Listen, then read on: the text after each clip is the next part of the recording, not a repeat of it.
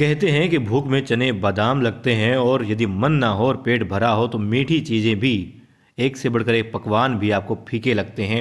नमस्कार, पुण्य श्लोक अहिल्या बाई शो में इस वक्त द्वारका बाई साहेब को खिलाई है मिठाई गौतम भाई सरकार ने, मगर ये मीठी मावा बाटी फीकी लग रही है, कड़वी लग रही है द्वारका बाई साहेब को। जी हाँ, पुण्य श्लोक अहिल्याबाई शो में आज हमने देखा कि देवी अहिल्या युवराज खंडेराव से बात कर रही होती हैं। वो कहती हैं कि बहुत खुश हूँ, मैं बहुत गर्व महसूस कर रही हूँ, और युवराज खंडेराव भी बहुत खुश होते हैं। तब देवी अहिल्या कहती हैं, आपको पता है उनको, उनके लिए वो मावा बाटी लाई हैं, उनको खिला रही होती हैं। वो कहती हैं पिताजी ने कहा है कि पूरे महल में बांट दो, सबको खिलाओ। वो कहते हैं अच्छा इतने खुश हैं वो कहती हैं हाँ वो बहुत ज़्यादा खुश हैं, बल्कि यदि मैं कहूँ कि सबसे ज़्यादा इस बात की खुशी किसी को है तो वो बाबा साहेब को है, शायद मुझसे भी ज़्यादा खुशी उन्हीं को है। और वो कहती हैं कि हो भी क्यों ना, और पता है वो गर्व उनके चेहरे पर दिखाई दे रहा था। वो उन्होंने मुझसे खुद कहा कि आज युवराज खंडेराव ने, मतलब बाबा साहेब की बजाय अपने बलबूते पर, अपने पिता के सहारे के बजाय या चुनाव की बजाय अपने बूते पर अपना चुनाव करवाया है, जो बहुत बड़ी बात है। और वो इस बात को लेकर के बहुत खुश हैं, वो गर्व महसूस कर रहे हैं कि आज दरबार में अपना स्थान बना लिया है। तब युवराज खंडेराव कहते हैं लेकिन उन्होंने तो गुन्नू जी का नाम तय कर रखा था। तब वो कहती हैं कि यही तो फ़र्क है, आप देखते हैं कि उन्होंने फैसला क्या लिया है, लेकिन उनकी मजबूरी या क्यों फैसला लिया ये आप ये नहीं देखते। दरअसल वो तो आपके आने से पहले ही आपको चाहते थे कि इस मुहिम के लिए चुने, और इसीलिए बहुत, मतलब बहुत दिल से इंतज़ार कर रहे थे आपके आने का। मगर आपके आने के बाद में इस तरह के हालात बने, इस तरह की बातें हुई, आप दोनों की सोच विचार जो थे वो मिले ही नहीं, आप दोनों की सोच जो है, विचार जो है टकराते रहे, और यही वो वजह थी कि वो फैसले ना चाहते हुए भी कुछ और लेते गए। फिर वो कहते हैं कि अहिल्या क्या तुम्हें भी लगता है कि मेरा और मल्हार राव का, मतलब मेरी सोच गलत है? वो कहती है नहीं, शायद नहीं, मैं ऐसा नहीं कहूँगी, मगर ये है कि तरीका अलग है। आप एक महान योद्धा बनना चाहते हैं, मगर युवराज आपको, आपके पिताजी बाबा साहेब आपको एक आदर्श राजा के रूप में जाने जाएं, आप ये चाहते हैं। बस यही फ़र्क है और कोई फ़र्क नहीं है। और अब इस बात को महसूस कर रहे होते हैं युवराज खंडेराव कि वाकई में हाँ ऐसा है, और ये सारी बातें कोई सुन रहा होता है। फिर से दरवाजे के बाहर खड़े खड़े कौन? मल्हार राव सूबेदार जी। कमाल की बात है, वो सुन लेते हैं और कहते हैं देवी अहिल्या शाबाश, अपने दिल पे हाथ रखते हैं, मतलब बहुत खुश हो रहे होते हैं, और कहते हैं कि वाह, मतलब जिस तरह का होता है ना कि जो आप चाहते हैं, कोई मुराद हो और वो पूरी हो रही हो, तो जो चीज़ आप महसूस कर रहे होते हैं, जो आपके भाव होते हैं, वही भाव इस वक्त मल्हार राव सूबेदार जी के चेहरे पर होते हैं। और वो कहते हैं, मन ही मन कह रहे होते हैं कि अहिल्या यही बात हम युवराज खंडेराव से कहने के लिए आए थे और वही तुमने कह दी। मतलब बहुत खुश होते हैं, वो कहते हैं हम धन्य हो गए हैं तुम्हें पा करके, तुम हमारी पुत्र वधू हो। और वो कहते हैं कि शायद मुझसे अच्छी तुमने ये बात कही, इस तरीके से मैं न कह पाता। और फिर दिखाते हैं कि युवराज खंडेराव अपनी जिम्मेदारी को समझते हुए फिर जो बही खाते जो वो लेके बैठे थे उनको देखने लग जाते हैं।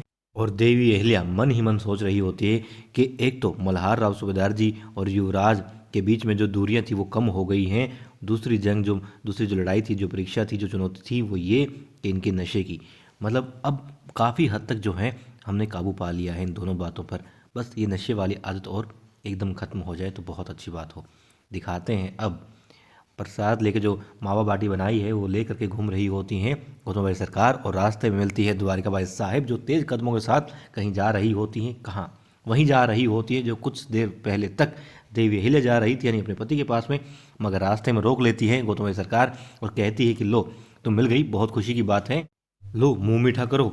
तब वो कहती हैं कि तुम्हें मालूम होगा युवराज खंडेराव को सेनापति चुन लिया गया है उस मुहिम के लिए। अब द्वारकाबाई साहेब उस मिठाई के लिए प्रसाद स्वरूप में दे रही थी गौतम बाई सरकार, क्योंकि वो कहती हैं तुम आरती में भी नहीं आई तो लो मुंह मीठा कर लो, अपना हाथ आगे नहीं बढ़ाती हैं। और फिर वो कहती हैं कि हमारा मन नहीं है। और फिर वो कहती हैं कोई बात नहीं, कि वो देखो तुमने कहा था ना, तुमने कल कहा था कि खंडेराव में मतलब कोई दमने वाली बात नहीं है, उस पर कोई भरोसा नहीं कर सकता, मगर देखो खुद नाना साहेब पेशवा ने उस पर जो है भरोसा जताया है, और दरबार में भी जो बाकी दरबारी हैं, जो लोग हैं, उन्होंने खंडेराव का चुनाव किया। जो खंडेराव पर नाना साहेब पेशवा भी भरोसा करते हैं, दरबार के लोग भी भरोसा करते हैं, और वो लायक है। फिर द्वारकाबाई साहेब अब अपने जो घूंट थे दुख दर्द के वो पी रही होती हैं। बहुत गुस्सा आ रहा होता है मगर सह रही होती हैं। क्यों? क्योंकि कहीं और निकालना था। फिर देवी अहिल्या की सासू बाई बड़े प्यार से उनको कहती हैं कि द्वारिका प्रसाद ले लो, मुंह मीठा कर लो। वरना ये मीठे के लिए जो तूने मना किया है तो कड़वी बात फैलते वक्त नहीं लगता लोग कहेंगे कि गौतमा के हाथ से द्वारका ने मीठा भी नहीं लिया। तब वो अपने हाथ से तोड़ लेती है उस मावा बाटी को, थोड़ा सा अपने मुंह में डालती हैं और बड़ी मुश्किल से निगलती है उसको। फिर द्वारकाबाई साहिब को गौतमबाई सरकार कहती है कि देखो ये है तो मीठा, भले तुम्हें मीठा ना लगे, क्योंकि मैंने मीठे के नाम पर मीठा ही दिया है, तुम्हें कड़वा लग रहा हो तो तुम जानो। गौतमबाई सरकार वहां से चली जाती हैं द्वारकाबाई साहिब को अकेला छोड़ करके। और द्वारकाबाई साहिब मन ही मन ये प्रण ले रही होती हैं कि गौतमबाई सरकार, अक्का साहिब, महज 24 घंटे के अंदर मैं अपना बदला लूंगी और जो खुशी तुम्हारे चेहरे पर है छीन लूंगी। और अब उम्मीद के उलट हो जाता है। मुझे लगा था, मतलब हमें लग रहा था कि रेणु जाएगी परीक्षित के पास में, उससे मिलेगी, जब मिलते ही वो कहेगी पहले कि बहुत अच्छी बात है, आपकी तो पूजा सफल हो गई। मगर यहाँ पर क्या होता है, देवी अहिल्या की दोनों सहेलियां मंदिर में बैठी होती हैं और आता है परीक्षित मंदिर में, लेट जाता है, दंडवत प्रणाम करता है शिव शंभू को और फिर कहता है रेणु से कि मेरी पूजा सफल हो गई है, मैंने आज ही पूजा की थी भगवान से खंडेराव की मुहिम के लिए और देखो वो सफल हो गई, उसे चुन लिया गया है। पीछे से देवी अहिल्या जाती है, वो कहती है सच में भाऊ आपने पूजा की थी और देखो हमने पूजा की, आपने पूजा की, वो सफल हो गई, जो हम चाहते थे वही हो गया है। फिर रेणु पूछती है कि मतलब अहिल्या तुम बहुत खुश हो गई थी। हाँ रास मतलब उस कक्ष से लेकर यहाँ तक आने में बहुत सारे लोगों ने बधाई दी है, बहुत खुश हूँ मैं सच में। उसके चेहरे को देख करके रेणु पूछती है अहिल्या बताओ तुमने भी तो बहुत अच्छे काम किए, तारीफें तुम्हारी भी हुई है, मगर आज युवराज की मतलब तुम्हारे पति की तारीफ हो रही है, तो कौन सी चीज़ तुम्हें ज़्यादा अच्छी लगी। फिर अहिल्या ख्वाबों में खो जाती है, मतलब अपने आप में खो जाती है, युवराज खंडेराव में खो जाती है और कहती है कि एक स्त्री के लिए, मतलब तुम मुझसे अगर पहले ही पूछती तो शायद मैं जवाब कुछ और देती, मुझे मालूम नहीं था, मगर अब मैं जानती हूँ कि अब जो ये बात हो रही है, यहाँ तक आते तक मेरे समझ में आ गई ये बात कि एक महिला के लिए, एक पत्नी के लिए, एक स्त्री के लिए उसके पति की जब तारीफ होती है तो क्षण बहुत ही अच्छा होता है, वो ही खास क्षण होता है। और एक स्त्री का मतलब किसी उसके पति का जब कद बढ़ता है तो उसको बहुत खुशी होती है। उसके पति के कद के बढ़ने से, उसके ओहदे के बढ़ने से, उसकी तारीफ़ें होने से ही उस पत्नी की भी तारीफ़ें होती हैं, उसका भी कद अपने आप में बढ़ जाता है। तो मतलब पति ही जो है, फिर वो देखती है कि वो रेणु तो रो रही है, वो कहती है मैं क्या कह गई, मुझे ध्यान ही नहीं रहा कब क्या कहना चाहिए, मैं पता नहीं क्या कर गई। और रेणु को वो कहना चाहती है कि रेणु, मगर रेणु वहाँ से भाग जाती है रोती हुई और फिर घूंट पी रहा होता है दर्द का परीक्षित। अब देवी अहिल्या भी रेणु के पीछे पीछे जाती है और फिर जो शारजा है वो बताती है परीक्षित को कि पहले तो ऐसी नहीं थी, अब ना जाने से ऐसा क्यों हो गया, हमें पहले लगता था कि हाँ इसने स्वीकार कर लिया जो इसके साथ हो रहा है, मगर अब बदलाव नज़र आ रहा है इसमें। फिर परीक्षित भी वहाँ से गायब हो जाता है और देवी अहिल्या अपनी रेणु सहेली को समझाती है कि रो मत, देखो मुझसे गलती हो गई, नहीं गलती तो मुझसे हुई है। रेणु माफ़ी मांगती है, दोनों माफ़ी मांगती हैं। वो कहती है मुझे ऐसा नहीं करना चाहिए। फिर वो कहती है मैंने बचपन में जो है रानी साहब से वादा किया था कि मुझे कभी भी मैं मतलब नज़र नहीं लगाऊंगी तुम्हारी खुशियों को, मगर मैं बहुत गंदी हूँ, मैं बहुत गलत हूँ, मुझे बहुत बुरा लग रहा है अपने लिए, मुझे ऐसा नहीं सोचना चाहिए। देवी अहिल्या कहती नहीं ऐसा नहीं है।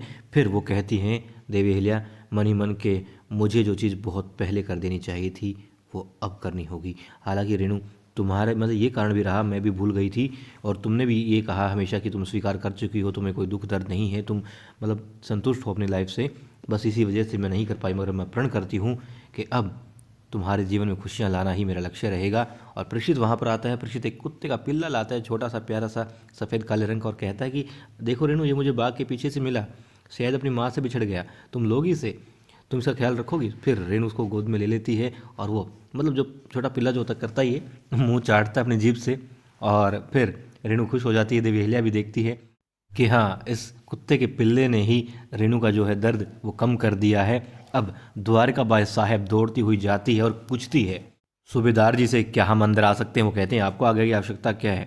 फिर वो कहती है कि बहुत वक्त हो गया और पता ही नहीं यहाँ तो क्या क्या हो रहा है, ईमानदारी की कद्र ही नहीं है आपको, तो आपको सिर्फ अपना पुत्र दिखता है, ईमानदारी नहीं दिखती, कोई कितना काम कर रहा है आपके लिए वो नहीं दिखता, आपको गुरु जी सिर्फ एक विकल्प के रूप में दिखते हैं। जब खंडेराव आता है तो आपको भूल जाते हैं, आपको कुछ करने लायक हो तो आप राजा हैं, आप गद्दी के मालिक हैं, आप चाहते तो ये फैसला ना लेते, मगर आपने लिया क्यों? क्योंकि आप खंडेराव को ज़्यादा पसंद करते हैं, अपनी बेटी के साथ में अन्याय कर रहे हैं आप। तब वो कहते हैं कि अन्याय तो मैंने युवराज खंडेराव के साथ में बहुत किया है, अपनी जो क्रोध की अग्नि है उसको उसमें बहुत जलाया है। वो कहती है नहीं, आप कभी पीछे मुड़कर देखोगे ना तो ऐसा ना हो कि आपको आप मतलब फिर रोने लग जाती है। फिर वो कहते हैं तुम मुझ पर आरोप लगा रही हो। वो कहती है आरोप नहीं, आपने किया ही ऐसा है। और मतलब गुन्नू जी हमेशा आपके लिए काम करते हैं, इतनी ईमानदारी से काम करते हैं, मगर उनको मिला क्या? मतलब उनकी गलती है कि वह ईमानदारी से काम कर रहे हैं, आपके लिए काम कर रहे हैं, उनकी भूल है, मूर्खता है उनकी। फिर वो कहते हैं कि खंडेराव ने साबित किया है और मैं क्या करूं, मैं गद्दी पर बैठा हूं, मगर बहुमत उसके साथ था। पेशवा साहब ने ये कहा। तब वो कहती हैं आप मोड़ सकते थे, चलो कोई बात नहीं, मान लिया कि आप राजा हैं, अपनी मर्जी से फैसले ले सकते हैं, मगर एक पति होने के नाते और एक पत्नी होने के नाते मैं इतना तो सोच सकती हूँ, इतना तो मान सकती हूँ कि यदि खंडेराव कोई गलती करता है तो जिस तरीके से उसे सौगात मिली है उसी तरीके से उसे मुआवजा भी लेंगे आप। और फिर वहाँ से गुस्से में निकल जाती है, अपने मगरमच्छ के आंसुओं को पोंछते हुए द्वारकाबाई साहेब। और अपने मतलब बहुत भावुक हो गए थे वहाँ पर मल्हार राव सूबेदार जी, आंखों में पानी आ गया था। मगर क्या कर सकते हैं, राजा जीत जाता है, पिता जीत जाता है, मगर पति बेचारा हार जाता है।